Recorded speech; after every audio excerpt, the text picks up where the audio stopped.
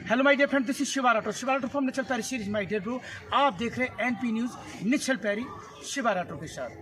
But my dear bro, आज हम आपको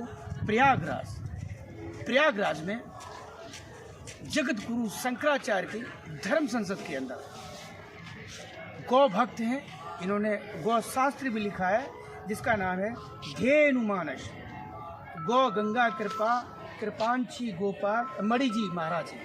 बड़ा नाम है और बड़े ही अद्भुत संत हैं और गौ माता को लेके गौ माता को राष्ट्रीय दर्जा दिलाने के लिए संकल्पित हैं। जब ग्रंथ लिख दिया है तो माय डियर ब्रो, आप खुद अंदाजा लगा सकते हैं।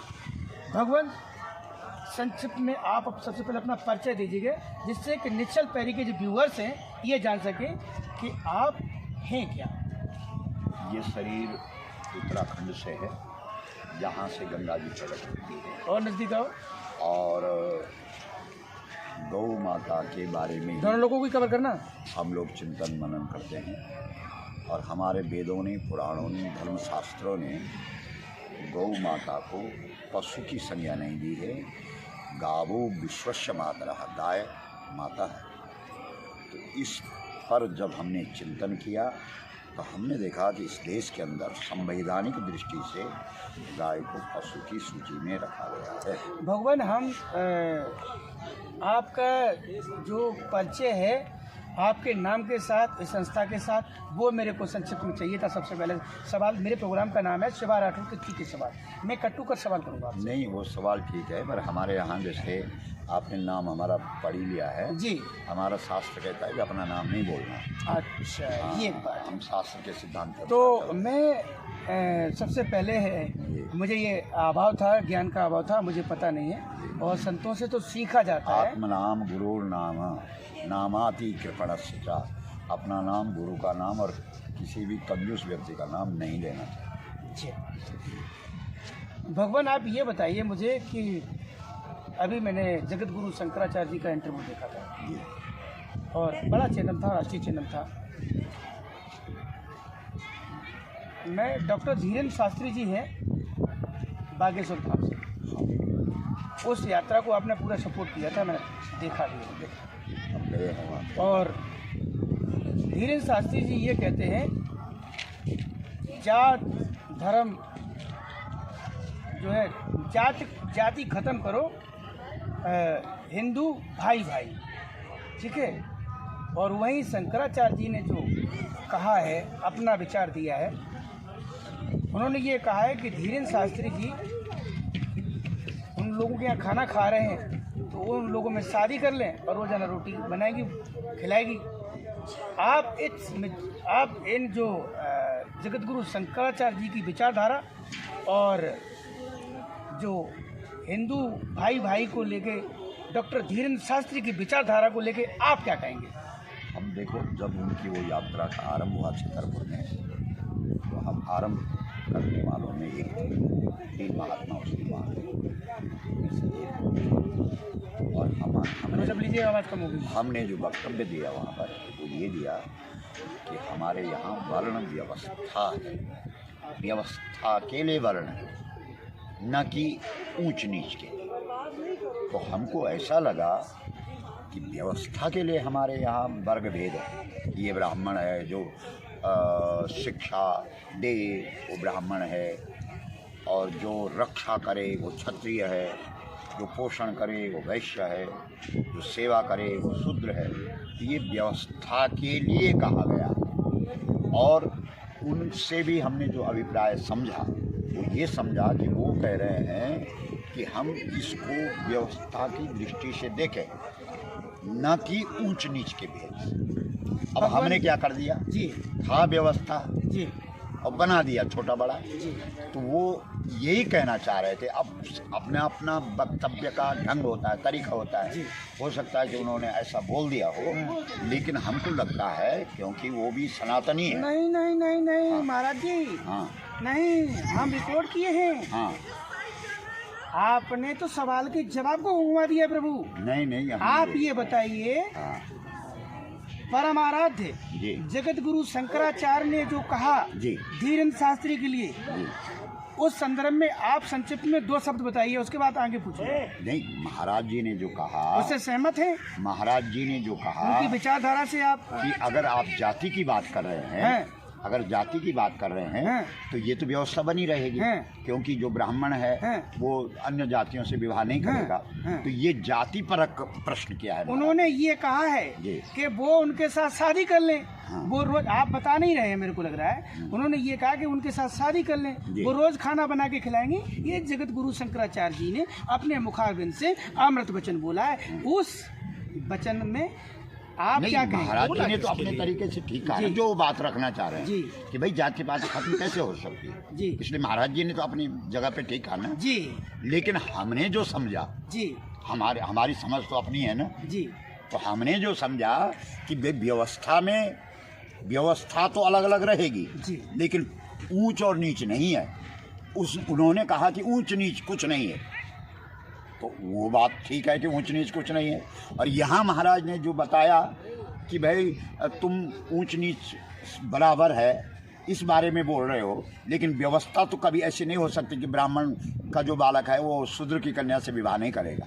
महाराज जी ने ये बोला, तो अपने अपने स्थान पर दोनों अपना अपना जो प्रसंग है उसके अनुरूप बोल रहे हैं। आप ये बताइए, हम सभी लोग आपको भगवान मानते हैं और संत को जब भगवान माना जाता है तो संत के लिए तो सभी एक है। हाँ।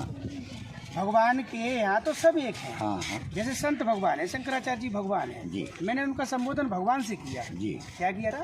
हाँ। मैंने कि हमारे यहाँ शंकराचार्य पद पर जो भी बैठेगा प्रामाणिक रूप से वो भगवान शंकर का ही अवतार माना जाएगा। मैं तो ये कहता हूँ, गुरु ब्रह्मा गुरु विष्णु गुरु साक्षात परम ब्रह्म तस्मै श्री गुरुवे नमः। मैं तो गुरु की महिमा को तो वेदों ने वर्णन नहीं कर पाया, शास्त्रों ने। गुरु की महिमा तो बहुत बड़ी होती है। गुरु भगवान राम ने, भगवान कृष्ण सबने गुरु किए। नहीं, आप जो कह रहे हैं कि गुरु साक्षात परम ब्रह्म, आप इसका अर्थ कर रहे हैं कि गुरु साक्षात ब्रह्म है, लेकिन ऐसा अर्थ नहीं है। गुरु साक्षात्कार ब्रह्म का कराता है, ये अर्थ है। हाँ, बात तो सही कह रहे हैं आप। अंधकार से प्रकाश की तरफ ले जाना, गुरु शब्द का गु माने अंधकार, रू माने प्रकाश। यहाँ भी गड़बड़ हो गई, आपके यहाँ भी गड़बड़ हो गई जब ऐसा बोला गया कि गुरु साक्षात परम ब्रह्म। अब आप लोगों ने वो सही कहा, आपने ये सही कहा, वो आप ही के शब्दों को मैं तो बखान कर रहा हूँ। नहीं, जो गुरु है वो साक्षात्कार ब्रह्म का कराता है। जीव की इस समान, जीव कभी ईश्वर नहीं हो सकता, जीव की इस समान, जीव कभी ईश्वर का। इसलिए हमारे यहाँ गुरु साक्षात परम ब्रह्म इसलिए कहा गया है कि गुरु साक्षात्कार ब्रह्म का करवाता है। ब्रह्म की तरफ ले आए और आपने इंटरव्यू को मोड़ दिया, हम तो दूसरी तरफ जा रहे थे। नहीं, अब आप ये बताइए कि परम पिता परमेश्वर ब्रह्म का जो परम ब्रह्म है उसका रूप क्या है, स्वरूप क्या है? ब्रह्म के साक्षात्कार का मोड़ दिया। ब्रह्म के 2 स्वरूप हैं, एक निर्गुण है, एक सगुण है। जो निर्गुण है, निराकार है, वो सर्वत्र व्यापक है। और वही निर्गुण निराकार जब भक्त की बुद्धि से प्रकट हो जाता है तब वो सगुण साकार। आपने मेरा सवाल आपने बोल दिया, मेरे सवाल को आपने जवाब में दे दिया। अयोध्या मेरा सवाल, अयोध्या के अंदर जो श्री राम है वो सगुण राम है, और कबीर का जो राम है वो निर्गुण राम है। और सगुण राम को अगर अयोध्या के अंदर प्रतिष्ठा दी तो उस सगुण राम को प्रतिष्ठा देने से पहले गाय को प्रतिष्ठा देनी चाहिए थी, क्योंकि सगुण राम को दूध चाहिए और बिना गाय के दूध नहीं हो सकता। क्या बात है, आपने तो वहीं पे लाके खड़ा कर दिया। आप मुझे ये बताइए, देखो मेरे प्रोग्राम का नाम शिवा राठौर के तीखे सवाल है। हाँ, नहीं, तो जैसी बात है कि मैं आप जितने आपके पास तीखे सवाल है। दूसरा बात, जैसे आपने निराकार और साकार बोला, तो आम जनमानस को जो भी जीव है उसको आप साकार सगुण सही है या निर्गुण सही है, आप कैसे माने उसको? अपने अपने स्थान। ब्रह्म क्या है, निर्गुण है या सगुण है? ब्रह्म क्या है? ब्रह्म के दोनों स्वरूप है। हमारे यहाँ ब्रह्म शब्द सुनिए, एक ब्रह्म शब्द है जो निर्गुण निराकार के लिए बोला जाता है, एक ईश्वर शब्द है जो सगुण साकार के लिए बोला जाता है, और तीसरा शब्द है भगवान। जब सगुण साकार अवतार लेता है तब वो भगवान हो जाता है। तो 3 शब्द हैं। ब्रह्म निर्गुण के लिए ब्रह्म शब्द का प्रयोग होगा, और जो सगुण ईश्वर उसके लिए ईश्वर का प्रयोग होगा, और जब भगवान अवतार लेगा तब उसको भगवान का। अच्छा, एक बात बताइए, भगवान कृष्ण ने गीता के 9वें अध्याय में 1720वें श्लोक में जो कहा है कि 3 वेदों का पहले था, तो फिर 4 वेद अनादि कैसे कहे गए? चौथा वेद तो ये भगवान कृष्ण के उसमें लिखा गया बाद में। वेद एक ही है, वेद पूर्व में एक था। क्या नाम था उसका? उस वेद का जो वेद है हमारे यहाँ, उसके जो हिस्से किए गए, सामवेद, अथर्ववेद, यजुर्वेद, ऋग्वेद, लेकिन अथर्ववेद तो बाद में हुआ है। ये तो बाद में हुआ, लेकिन जो मूल रूप से हमारा यजुर्वेद है जिससे हम लोग यज्ञ करते थे, तो शास्त्रों में उसको 4 वेद कैसे बढ़ती है? 4 व्यास, अनादि बोल, अनादि वेद व्यास। वेद व्यास का अर्थ है वेदों का विस्तार 4 भागों में व्यास जी ने किया, इसलिए उनका नाम हो गया वेद व्यास। व्यास शब्द का अर्थ होता है विस्तार। तो वेद एक था, उस वेद को केवल 4 भागों में ही विभक्त नहीं किया। रामायण, पुराण, अन्य शास्त्रों के माध्यम से, ब्रह्मसूत्र, आरण्यक ग्रंथ, इनके माध्यम से व्यास जी ने वो जो दुर्लभ बातें थी उसको सामान्य जनों तक पहुंचाने का काम। एक और सवाल है, बिल्कुल सटीक उसी से लगता हूँ जी, क्योंकि आपने इंटरव्यू का रुख मोड़ दिया दूसरी तरफ। मैं वो इंटरव्यू नहीं लेना चाह रहा था। नहीं, आप गाइड नहीं, मैं नहीं, अब आप नहीं, उधर से पीछे नहीं मुड़ते। शिवा राठौर आगे बढ़ता है जी। भगवान राम, भगवान कृष्ण, भगवान शंकर, ब्रह्मा जी, विष्णु जी, ये कौन से राम की पूजा करते थे? ये कौन से राम का स्मरण करते थे? भगवान शंकर जी, भगवान विष्णु जी, ब्रह्मा जी, स्वयं राम, स्वयं भगवान कृष्ण, वो कौन सा नाम था, वो कौन सा शब्द था, वो कौन सा भगवान है जिसकी स्वयं भगवान पूजा करता थे? बताइए। श्री कृष्ण श्रीमद् भगवद गीता में कह रहे हैं कि तेजस्विनाम अहम, मैं तेजस्वियों में तेज हूँ, बलवानों में बलवान हूँ, गायों में कामधेनु हूँ, जल में समुद्र हूँ, वृक्षों में अश्वत्थ वृक्ष हूँ। तो जो मूल तत्व है, तेज है, वही तो ईश्वर है। नहीं, आप उधर ही चलिएगा। मैं भजन की कड़ी बोल देता हूँ जो स्वलिखित है। हाँ, बोलिए। त्रेता जप करो रघुवंशी, द्वापुर पूजी गए यदुवंशी, तनिका मोय बाई को मंत्र बताए दे, गुरु मोय पिया को देश दिखाई दे। त्रेता में भगवान राम ने उसकी पूजा की है, द्वापर में भगवान किसने पूजा की है? स्वयं परम ब्रह्म। मैं ये कहूँगा कि भगवान भोलेनाथ, भगवान विष्णु, भगवान ब्रह्मा जी उसकी पूजा करते हैं। उसके बारे में बताइए, तो पीछे की बात है जो आपने कही। वो ठीक है, जैसे हमारे यहाँ 18 पुराण जी, आप श्रीमद् भागवत में उठाएंगे तो सब उपासना वो चीज में नहीं, मैं समझ रहा हूँ। वो राम की महिमा है, उसमें कृष्ण की महिमा है। आपकी बात मैं बता रहा हूँ जी, सुनिए जी।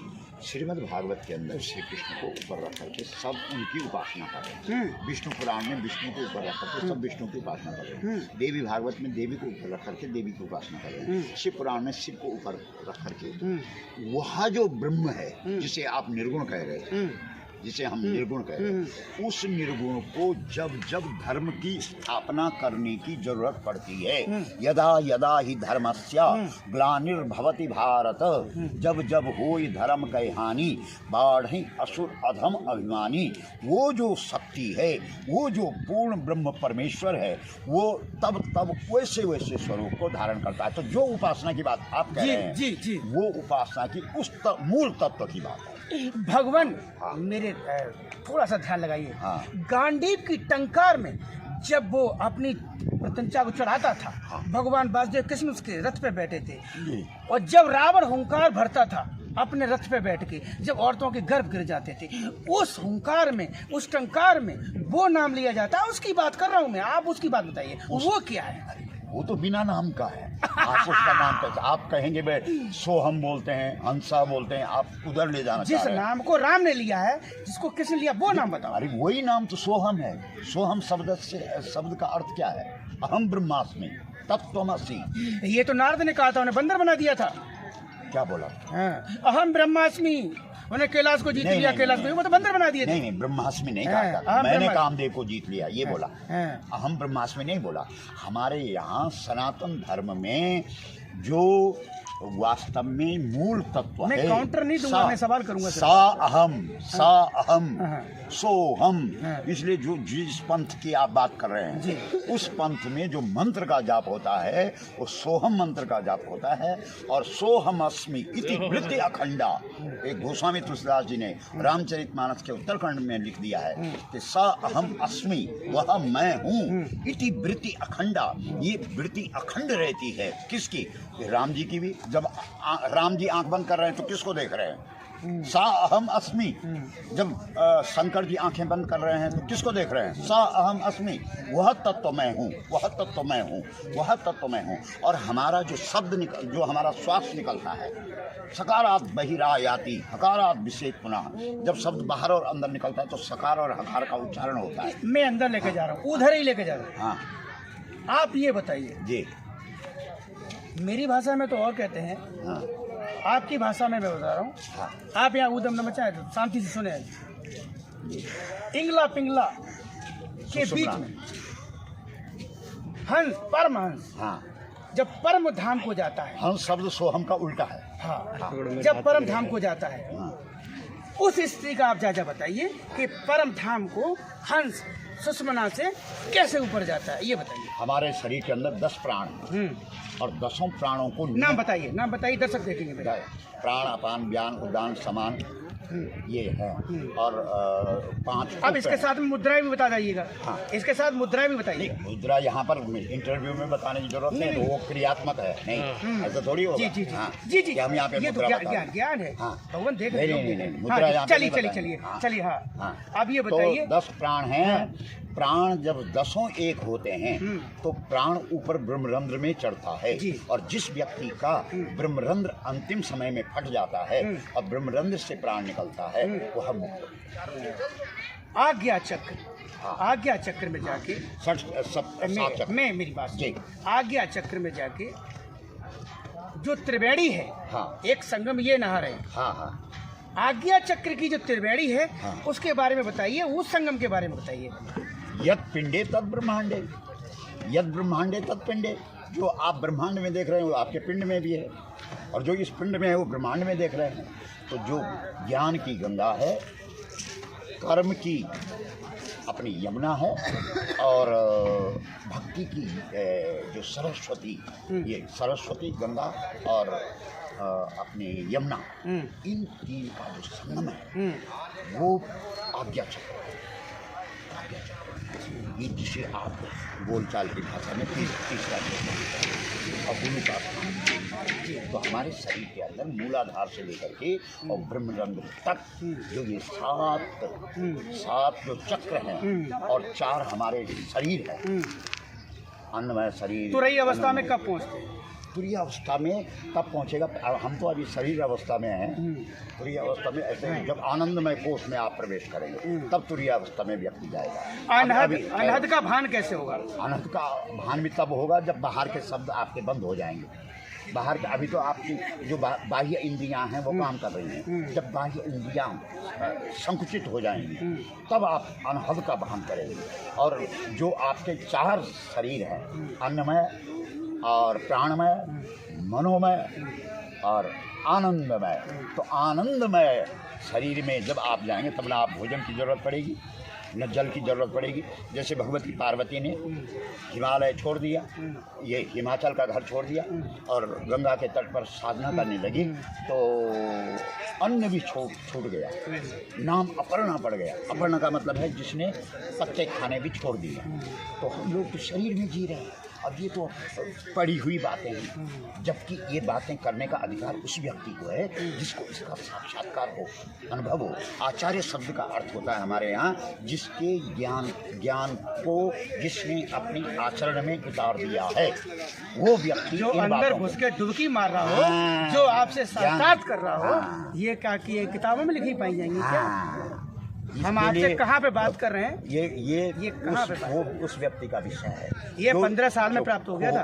जो खो गया, वो मुझे 15 साल में प्राप्त हो गया खो था। गया है। वो मुझे 15 साल में मिल गया था। भक्ति में खो जाना पड़ता है और ज्ञान में खोजना पड़ता है। माय डियर ब्रो, जैसा कि आप देख रहे हैं, ये तो आध्यात्मिक इंटरव्यू हो गया। मैं स्वामी जी का इंटरव्यू तो आपके पास गौ सेवा के लिए लेने का विचार था, लेकिन इंटरव्यू अध्यात्म में कन्वर्ट हो गया।